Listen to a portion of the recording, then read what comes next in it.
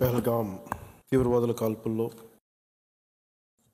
చనిపోయిన 26 మందిలో మేడిశెట్టి మధుసూదన్ గారు జనసేన క్రియాశీలక సభ్యులు. ఆయన కూడా దీంట్లో బలయ్యారు.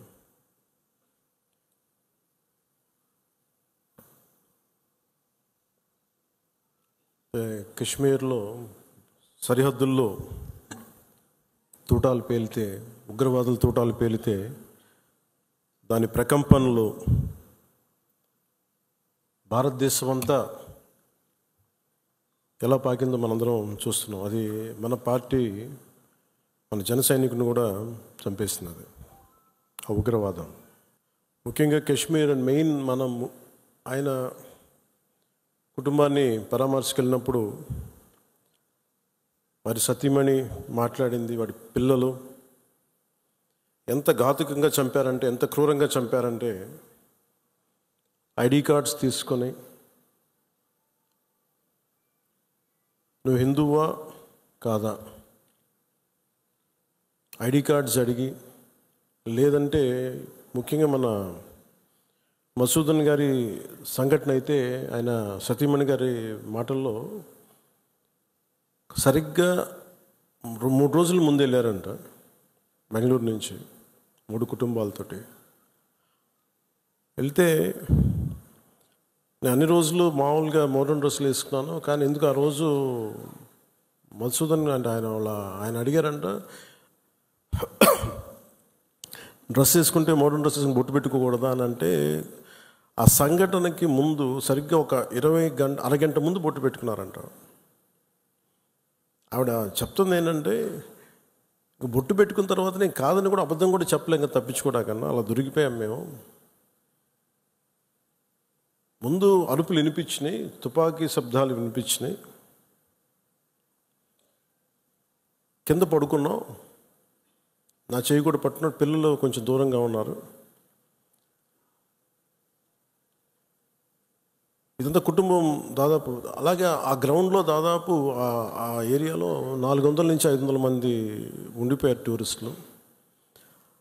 మసూదన్ గారు ఆయన సతీమణి చేయనే పట్టుకొని, ఏమవుదు మనకేమవుతు, నువ్వు చూడకంటే ఆ బూట్ల చప్పుళ్ళు చాలా తాయితీగా వచ్చి, అంటే ఎందుకు మాట్లాడుతున్నానంటే ఎంత కోల్డ్ బ్లడెడ్తో చంపారంటే మనం ఊహించుకోలేం. అంటే షికారుకు వచ్చినట్టుగా వచ్చి వేటాడి వెళ్ళిపోయారు మనుషుల్ని.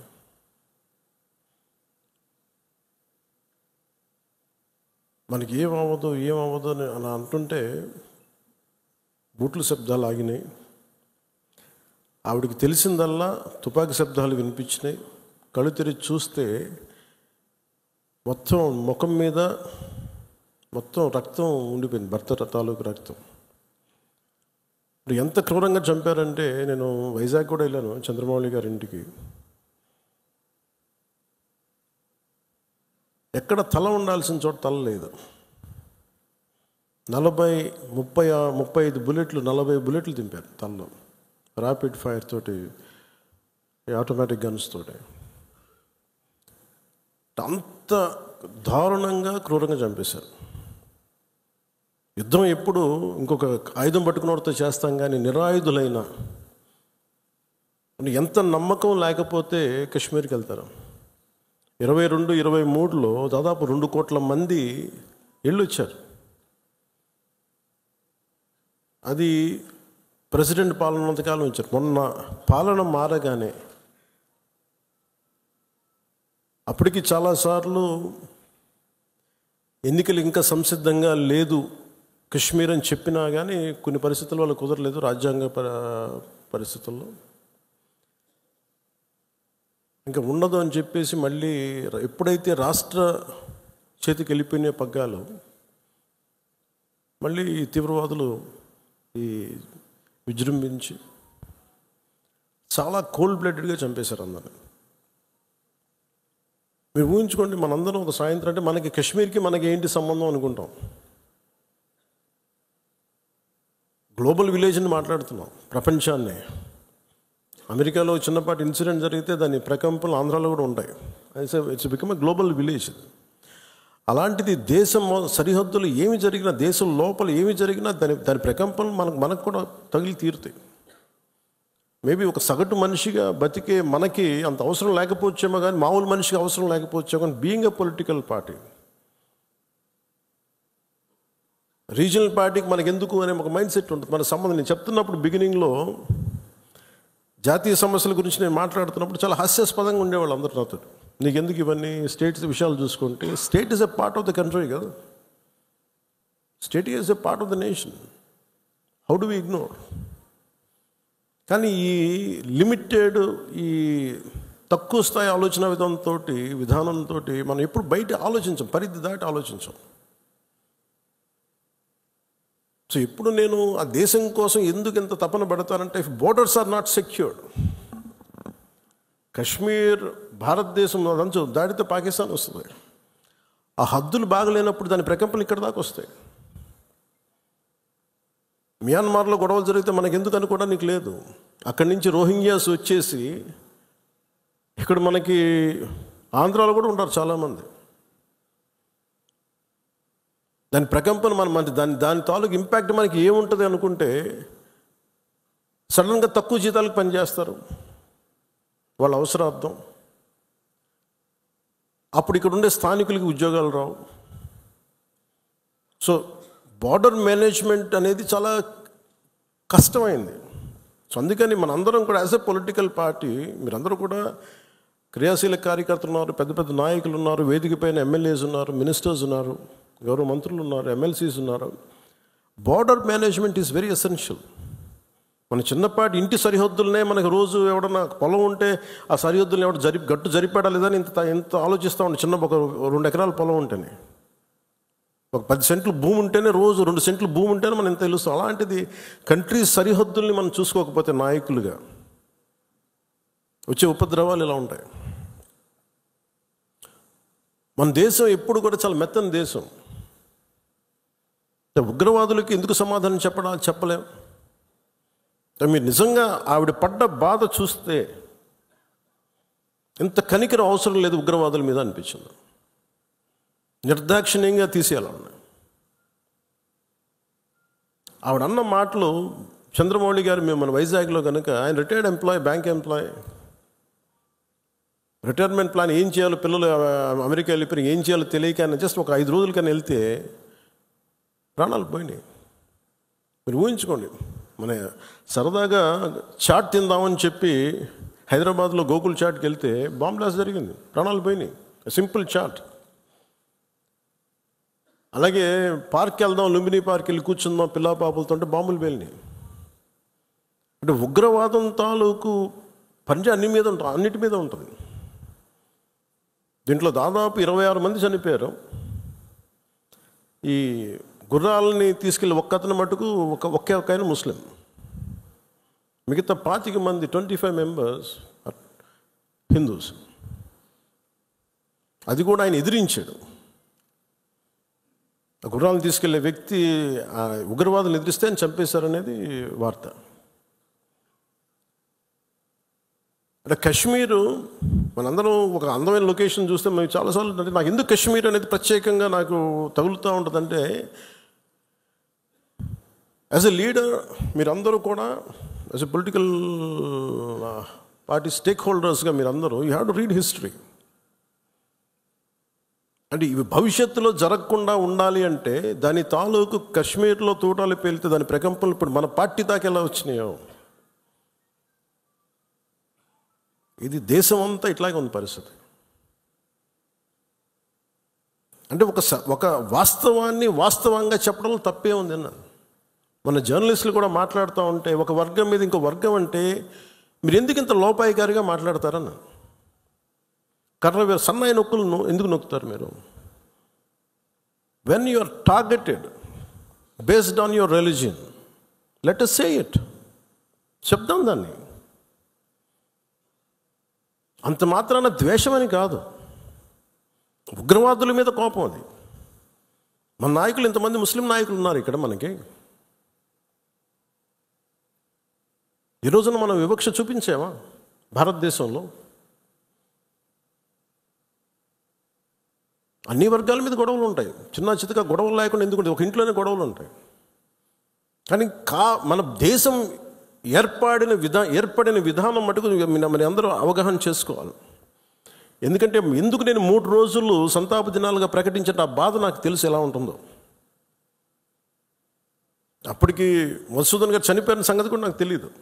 ఎందుకంటే నేను 86 నుంచి 89 దాకా మన్నయ్య గారి చుని గారి సినిమాల్లో చాలాసార్లు మేము అక్కడికి వెళ్ళేవాళ్ళం. 3 to 4, 86 to 89. ఇంకా కశ్మీర్ ఉగ్రవాదం ఇంకా పైకి రానాలి, ఇంకా వచ్చి తొలి దశల్లో 89లో స్టార్ట్ అయింది. ఇంకా 90sకి దాదాపు ఎన్ని వేల మందిని చంపేశారు. కొన్ని లక్షల మంది కశ్మీరీ పండిట్స్ని వలసపోయేలా చేశారు. అంటే ఆ రోజు కనుక కశ్మీరీ పండిట్ల వలసను కనుక ఆపుండగలిగితే, అంటే ఎప్పుడు ఒక అలక్ష్యం, ఇది నా సమస్య కాదు నా సమస్య కాదు వదిలేస్తే కశ్మీరీ పండిట్లు అక్కడే ఉంటారు, అక్కడే పుట్టారు, అక్కడే పెరిగారు. వేరే రాష్ట్రాల నుంచి కూడా రాలేదు, అందరూ అక్కడే పుట్టారు, అక్కడే పెరిగారు. లక్షలాది మంది కశ్మీరీ పండిట్స్ వలసలు వెళ్ళిపోయారు. నాకు పర్సనల్ ఎక్స్పీరియన్స్ ఏంటంటే 86, 89లో మేము షూటింగ్ల కోసమే కొంత ప్రొడక్షన్లోనే పనిచేశాను. చిన్న ఏదైనా కావాలంటే అవసరాలుగా మార్కెట్కి వెళ్ళేవాడిని. శ్రీనగర్ మార్కెట్కి వెళ్తే ఫస్ట్ ఇయర్ బాగానే ఉంది, కానీ 86లో 87, 88కి చాలా ఇబ్బంది అయిపోయింది. ఇంకా 89 దగ్గరికి వచ్చేటప్పటికి షూటింగ్ జరుగుతుంటేనే గొడవలు అయిపోయాయి.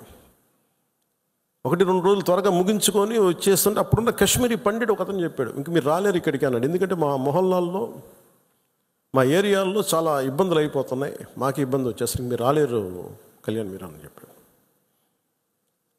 అంటే ఆ రోజు నుంచి ఈ రోజు దాకా కశ్మీర్ ఎప్పుడు ఒక మండుతున్న సమస్య.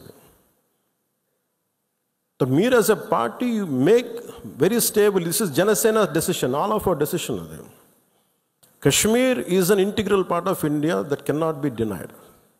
అది మీరు చాలా బలంగా మీరు మాట్లాడాలి. Kashmir is an integral part of India, it will be an integral part of India forever. ఎందుకంటే ఎందుకు మాట్లాడుతున్నానంటే కశ్మీర్ పేరు కశ్యప మహర్షి మీద వచ్చింది. అమర్నాథ్ టెంపుల్ కానీ, ఇక్కడి నుంచి కేరళ నుంచి కశ్మీర్కి శంకరాచార్య మఠం కానీ, తర్వాత మతాలు మారుండొచ్చేమో ప్రజలు, కానీ అందుకని మీరు దీన్ని చాలా బలంగా నమ్మాలి. ఒక చిన్న గొడవ జరిగినప్పుడు అది మనకెందుకని అనుకోకండి. అందుకని దిస్ ఈజ్ జనసేన స్టాండ్. ఇది నేను బలంగా నమ్ముతాం, బలంగా ఆచరిస్తాం. భవిష్యత్తులో ఇలాంటి సంఘటనలు జరగకుండా ఉండాలి. మనం ఇవ్వగలిగేది ఏంటంటే ఒక నాయకుడికి దేశాన్ని ఒక చిన్నపాటి ఇంటిని నడపాలంటేనే కష్టం. ఇన్ని రాష్ట్రాలు, ఇన్ని విభిన్నమైన సంస్కృతులు, ఇన్ని భాషలు, ఇన్ని పొలిటికల్ పార్టీస్, వీటన్నిటి మధ్య వైరుధ్యాల మధ్యలో ఒక ఏకాభిప్రాయంతో ఒక దేశాన్ని నడపాలి ఒక ప్రధానమంత్రికి అంటే ఎంత కష్టమైన పరిస్థితి అది. అలాంటి వ్యక్తులకి మనం ఇవ్వగలిగేది చిన్నపాటి ఊతం అంతే, చిన్నపాటి ఆసరా.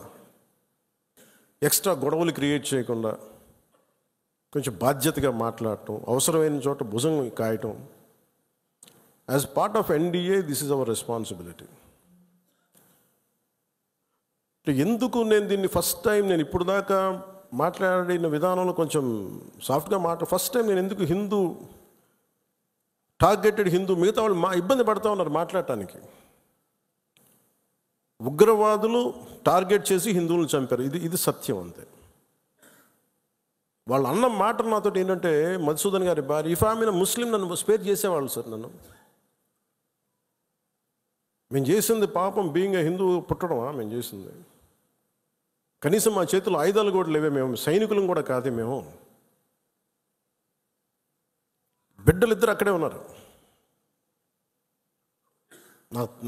నేను ఆలోచించలేదు ముందు నేను అనుకున్నాను ఆయన ఒక్కైనా వెళ్ళారేమో, అలా చనిపోయారేమో అనుకున్నాను. కానీ కుటుంబం అంతా ఉంది, ఇంకో 2 ఫ్యామిలీస్ ఉన్నాయి. అందరి ముందు దారుణంగా చంపేస్తే, ఇంకా ఇది భారతదేశం కాబట్టి చాలా 7 దశాబ్దాల తర్వాత మాట్లాడుతున్నాం మనం. కశ్మీర్ని 3 సార్లు, మన పాకిస్తాన్ని 3 సార్లు ఓడించాం. సహనం ఎక్కువైపోయింది మన దేశానికి. ఎందుకంటే కంట్రీ మనుషులే సహనం ఎక్కువ మనకి.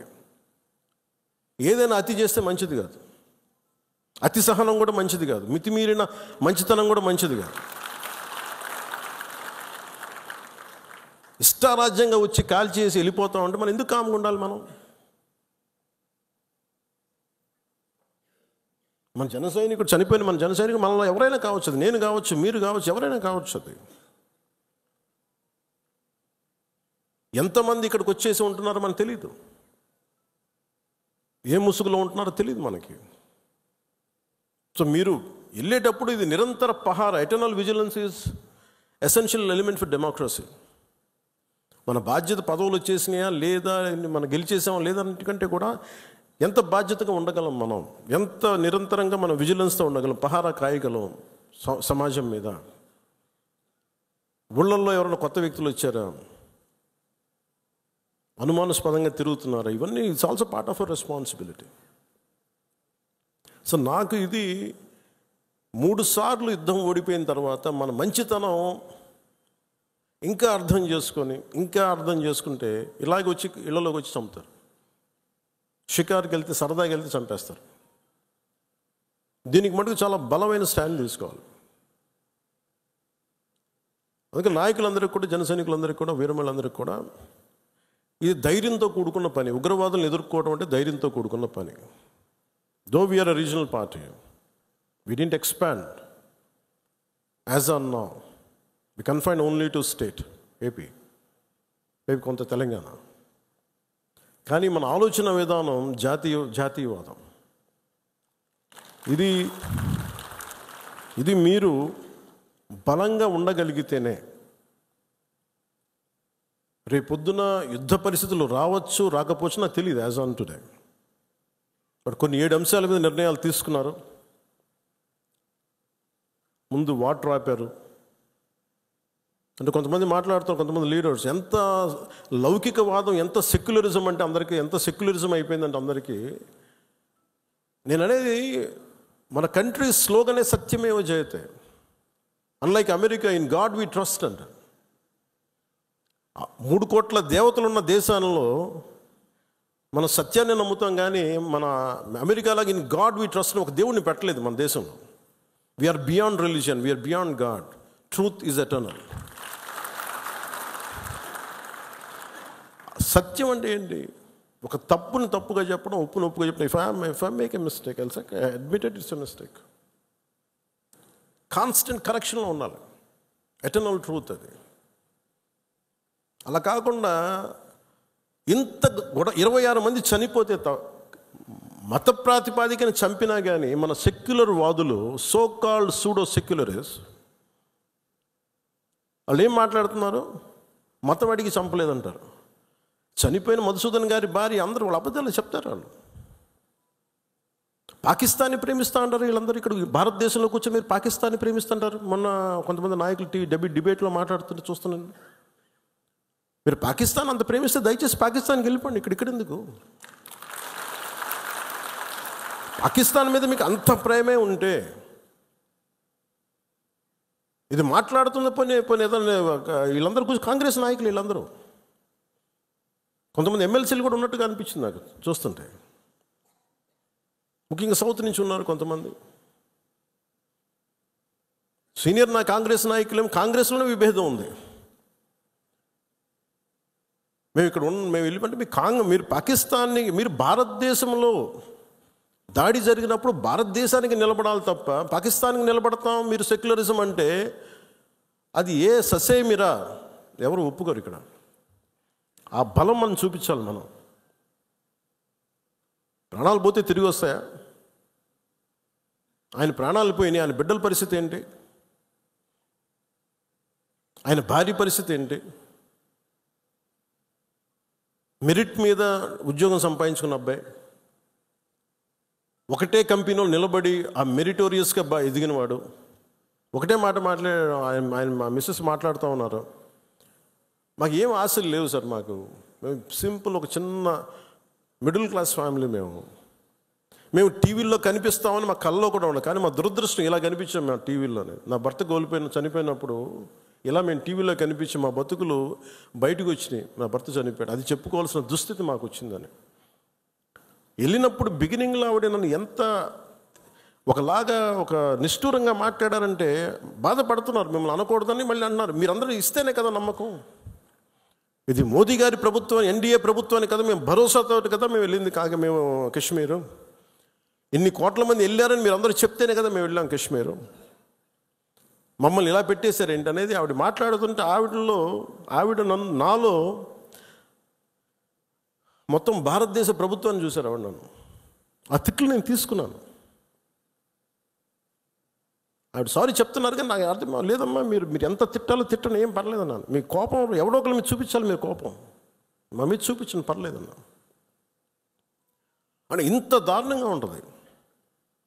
నేను అనేది ఏంటంటే మనం వెదర్ నువ్వు ఏదైనా సరే మత ప్రాతిపాదికన చంపటం ఇది మటుకు అస్సలు ఏమాత్రం సహించలేను. అంటే ఎందుకు భారతదేశం చాలా బలమైనది, భారతదేశం మన సెక్యులరిజం చెప్పుకోకర్లా, సెక్యులర్ అనే పదం మనం యాడ్ చేయక్కర్లా. సెక్యులర్ పదం అని యాడ్ చేయకముందు 70s వీఆర్ సెక్యులర్. సెక్యులరిజం అంటే అపీస్మెంట్ కాదు, అది వైట్ వాష్లు చేయకండి తప్పులు చేస్తే. సర్ తన్సే జుదా అని చెప్పి అంటే అట్లాగే తుపాకులతో సర్ తన్సే జుదా చేశారు వాళ్ళు ఉగ్రవాదులు. తల లేదు, పట్టుకుందాం ఆకన్నా ఇలా అంటే తల లేదు అక్కడ. మీరు ఊహించుకోగలరు అది, ఈ మాట్లాడే తల లేదు. ఇంత క్రూరంగా చంపేశారు. ఎంత సహనం చూపిస్తాం? తప్పు జరిగినప్పుడు తప్పని చెప్తాం. పాకిస్తాన్కి మనకి ఏంటి తేడా? జిన్నా విడిపోయినప్పుడు మేము పాకిస్తాన్లో అందరినీ సమానంగా ఆదరిస్తామని చెప్పారు. హిందువులు ఎల్లక్కర్లేదు, ఆదరిస్తామని చెప్పారు.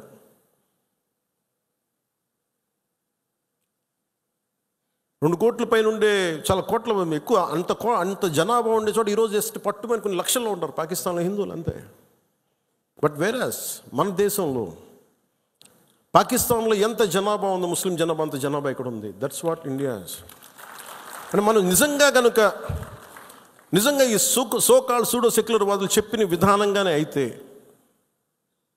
నిజంగా అసలు ఇంతమంది ముస్లిం పాపులేషన్ ఉంటుందా? ఇంత వివక్ష చూపించే దేశం అయితే, హిందువులే నిజంగా వివక్ష చూపించే దేశమే అయితే ఇన్ని లక్షల మంది ఉండగలరా? అసలు ఇన్ని కోట్లాది మంది జనం ఉండగలరా?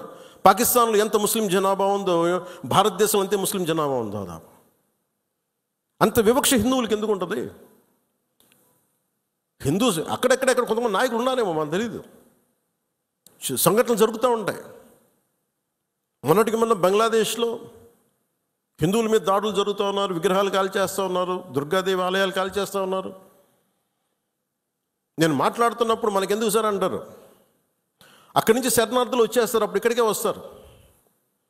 మొత్తం దేశం మొత్తం అప్పుడు మన స్థానికులకు ఉద్యోగాలు పోతే అప్పుడు మీకు ఓకేనా అన్న. ఆ దేశం బాగుంటేనే మనం ఇక్కడ ఉద్యోగాలు మన వాళ్ళకి ఇవ్వగలం. రెండు రాష్ట్రాల మధ్య కూడా, తెలంగాణ కానీ ఆంధ్ర కానీ, ఇక్కడి నుంచి మీరు వచ్చేస్తే మా ఉద్యోగాలు పోతున్నాయనే కదా సెపరేట్ స్టేట్ అయింది. అలాంటిది ఎక్కడ నుంచో శరణార్థులు, వాళ్ళ యుద్ధ పరిస్థితులు బాగలే, వాళ్ళ వాతావరణ పరిస్థితులు బాగలేక మనకు వచ్చేస్తే అది మనకు అదనపు భారం, అది దేశానికి కూడా. అంతేగాని దీంట్లో మన దీంట్లో వివక్ష ఏమి ఉండదు. It's a practicality. Why this country can't afford too much of migration. Already ఇన్ని కోట్ల మంది జనాభా, వీళ్ళకి ఉద్యోగ అవకాశాలు, వీళ్ళకి ఉపాధి అవకాశాలు, వీళ్ళకి విద్యా అవకాశాలు, వీళ్ళకి గృహ అవసరాలు ఇవ్వడమే కష్టం, తప్పన పడాలి. అలాంటిది ఇంకా అదనంగా ఎక్కడి నుంచో వచ్చేసి వేరే దేశాల నుంచి ఎక్కడ తీసుకుంటాం? అది ప్రపంచం అంతా ఇదే సమస్య ఉంది. సో అలాంటి సమయంలో ఇది మనందరి బాధ్యత. ఇది నేషన్ సంబంధించిన సమస్యలు, మన సమస్యలు కూడా. మనం ఎక్కడో కావల్లో కూర్చున్నాం, లేదంటే నెల్లూరులో కూర్చున్నాం, సూలూరుపేటలో కూర్చున్నాం, బిట్రగుంటలో కూర్చున్నాం, లేదంటే ఎక్కడ కూర్చొని మారుమూల గోదావరి జిల్లాలో కూర్చొని కుదరదు. దీని ఇంపాక్ట్ మొత్తం మీద ఉంటుంది. ఇది మనందరి బాధ్యత. ఇది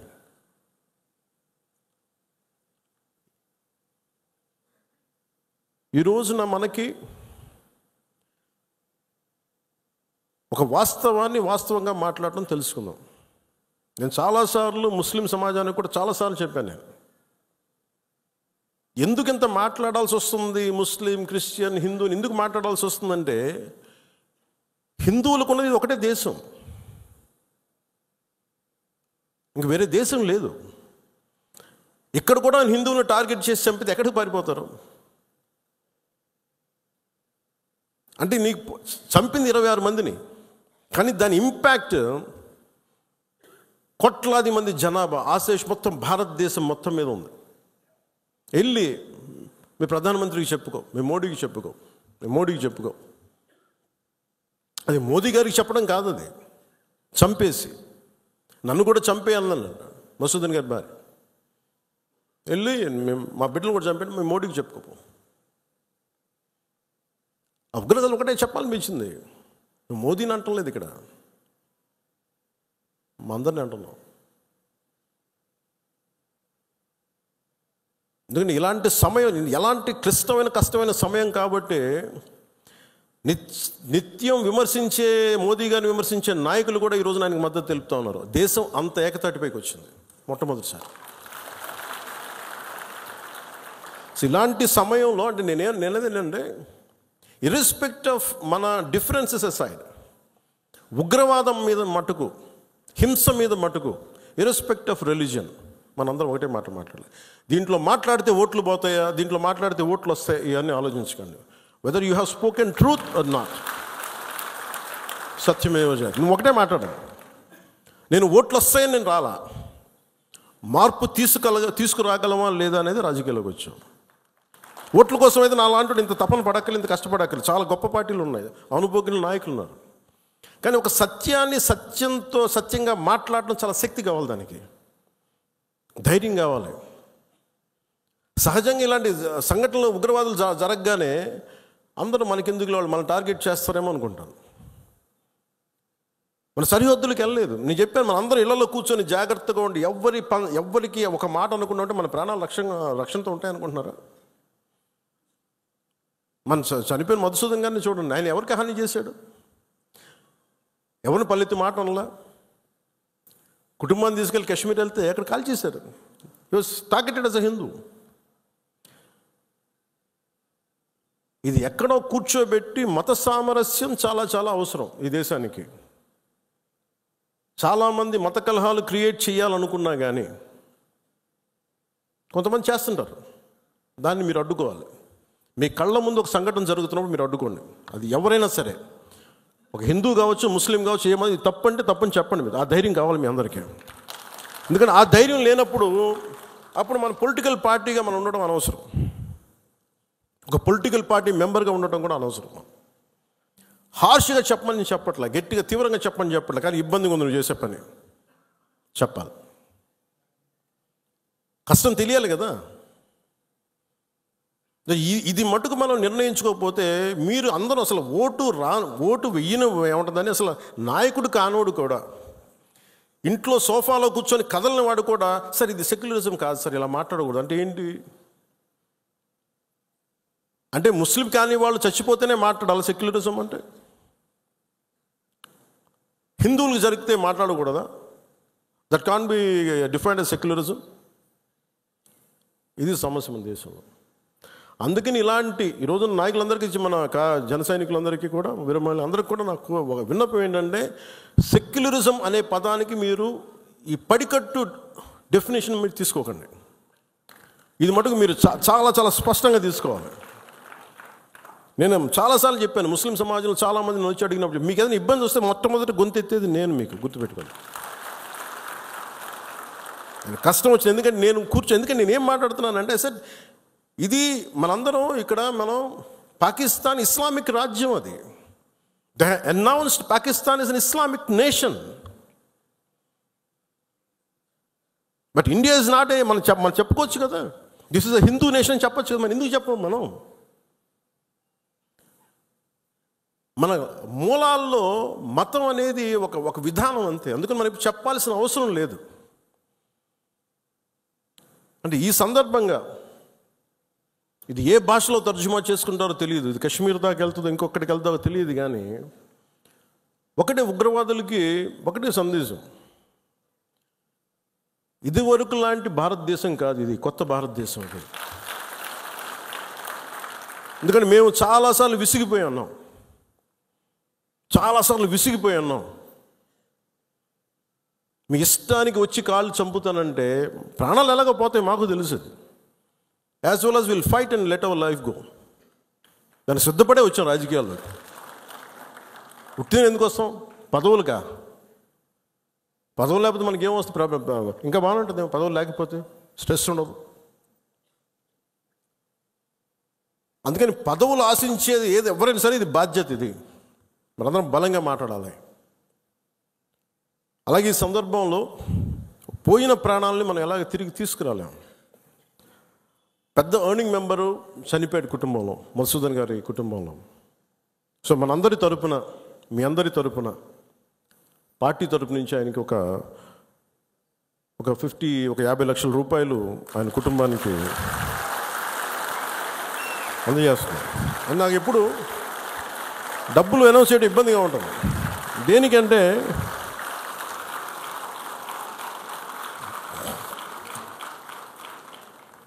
దేనికంటే మనిషి ప్రాణాలకు విలువ కట్టడం నాకు ఇష్టం ఉండదు. కానీ కొన్ని సందర్భాల్లో అది చిన్నపాటి ఊతం అవుద్ది అంతే.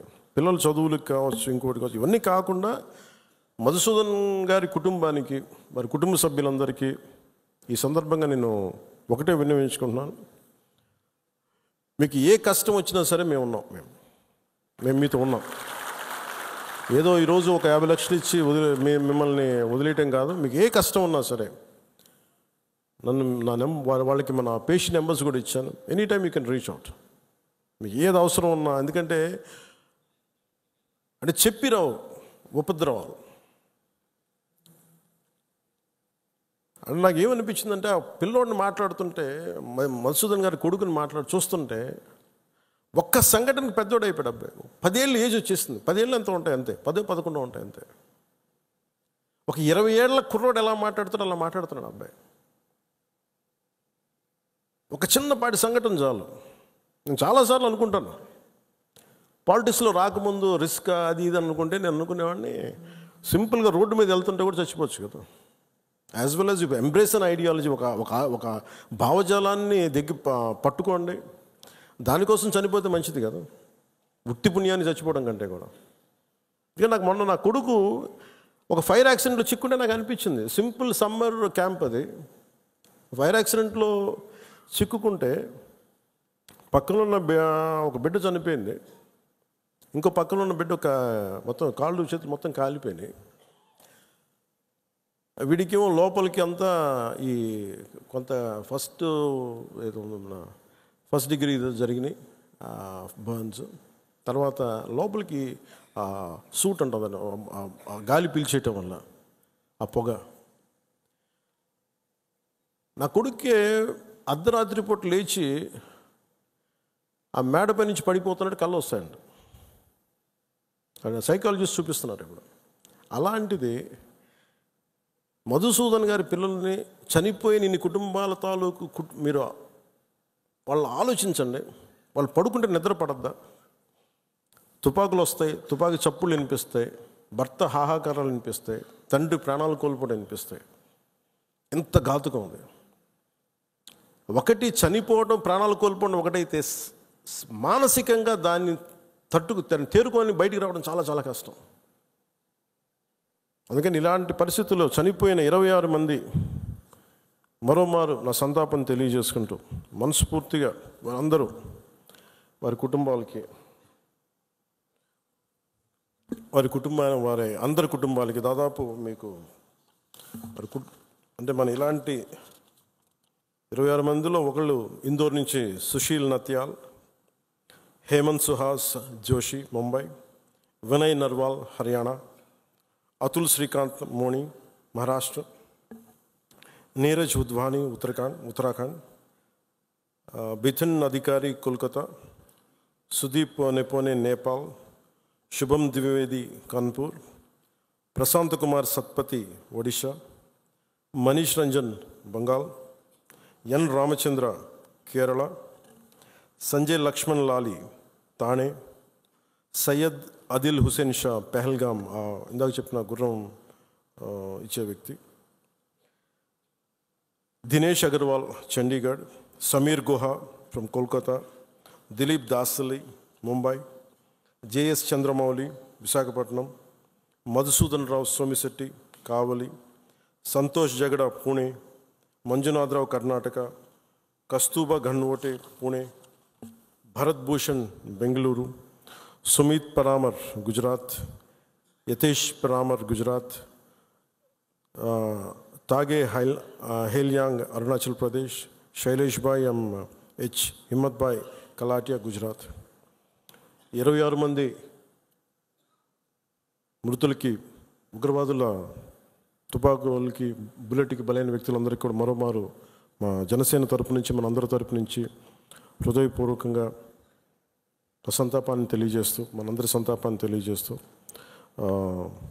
మరోమారు మధుసూదన్ రావు గారి కుటుంబానికి నా ప్రగాఢ సానుభూతిని తెలియజేస్తూ, అలాగే చంద్రమౌళి గారి కుటుంబానికి నా ప్రగాఢ సానుభూతిని తెలియజేస్తూ, మీకు అండగా ఉంటామని తెలియజేసుకుంటూ, అలాగే జేఎస్పీ మెంబర్షిప్, మన క్రియాశీలక మెంబర్షిప్ తీసుకున్న దాంట్లో ఇంకా మన ఇచ్చే 50 కాకుండా ఇంకొక 5 లక్షల రూపాయలు అదనంగా వస్తుంది. అది కూడా సిద్ధం చేసాం.